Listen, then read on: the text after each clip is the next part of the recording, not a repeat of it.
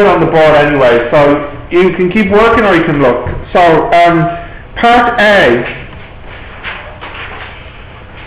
capacitance is a measure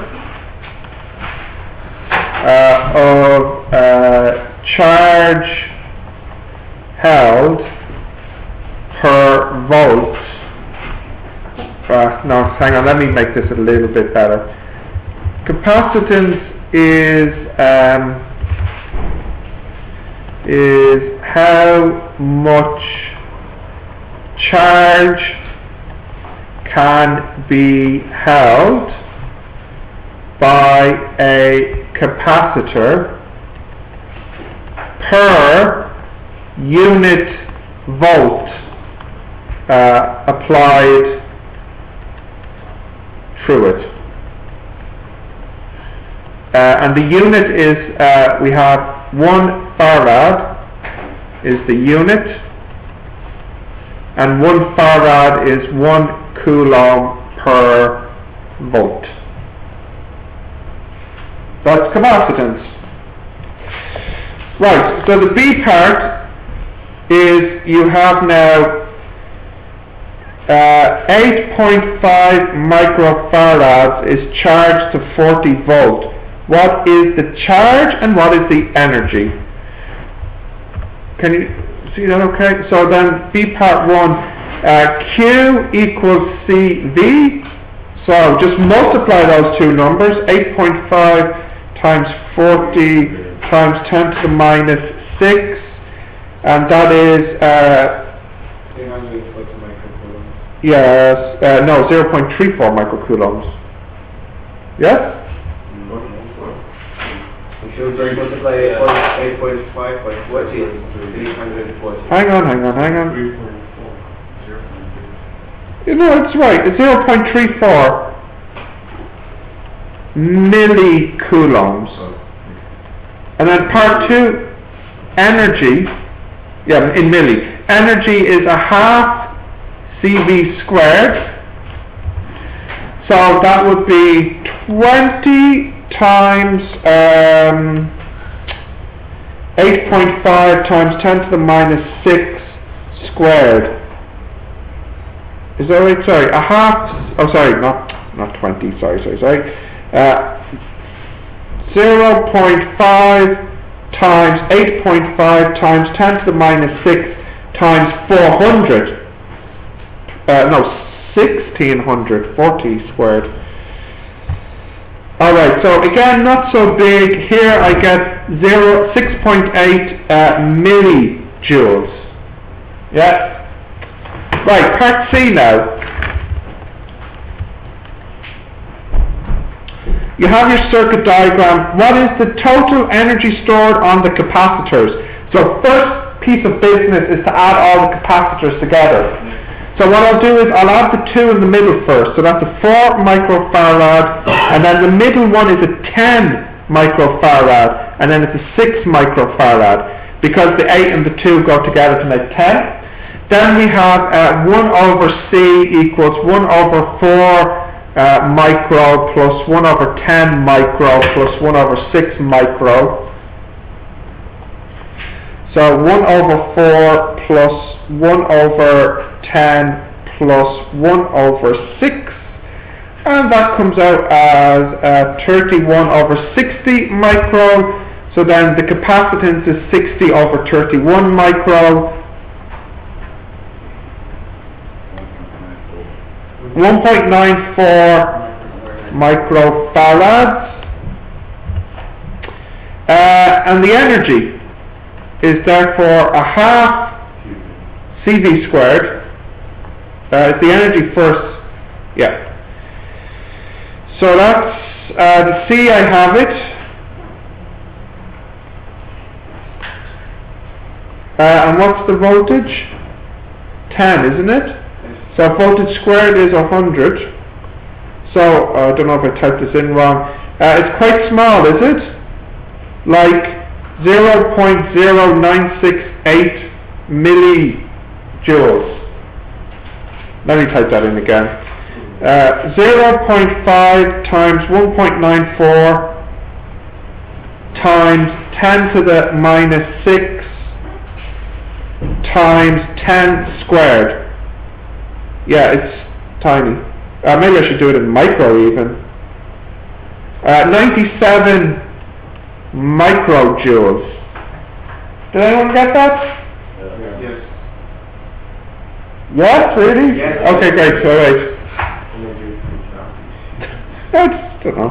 Right, so that's the total energy. So D, a 50 microfarad capacitor is charged to 350 microcoulombs. It is then connected to a resistor of, no, we don't know, do we?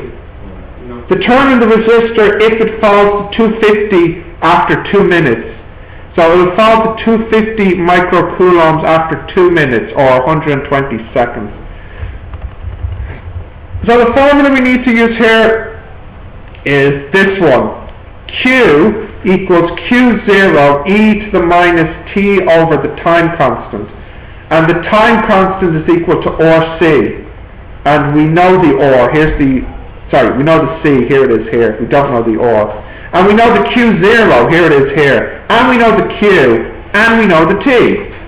So we have 250 micro equals 350 micro E minus 120 over 50 micro or.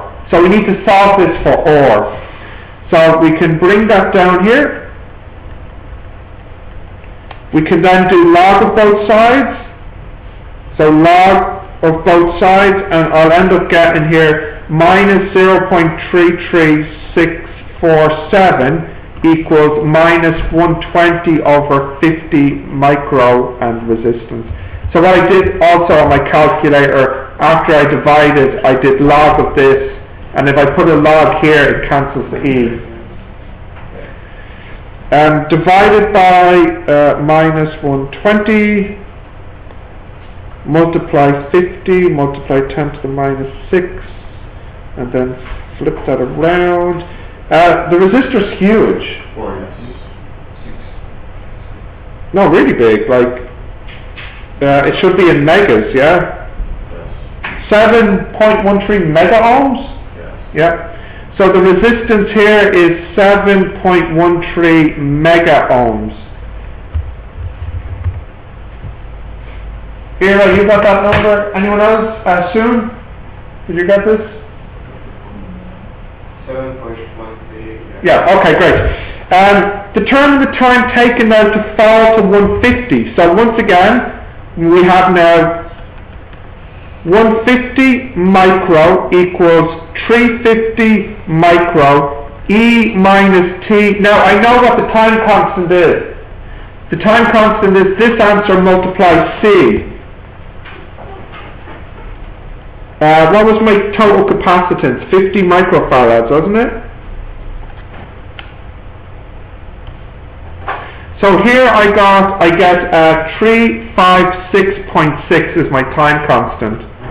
It's just R multiply C. Yeah? So I divide by 350 micro, and then I put a log on both sides to cancel the E. So I end up getting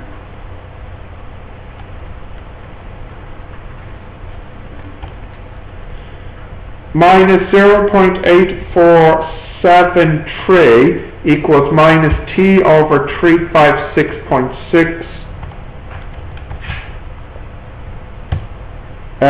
302 seconds.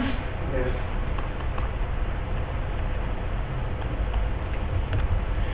And finally, what is the voltage after 5 minutes, is it? Right. So the voltage equals the voltage at the beginning, E minus T over the time constant. Voltage equals the voltage at the beginning, E minus T. Oh, we know the T. What's the time here? 302. And the time constant, 356.6. So that's e power minus 302 over 356.6. Oh, sorry, yeah, no, so it's 300 seconds.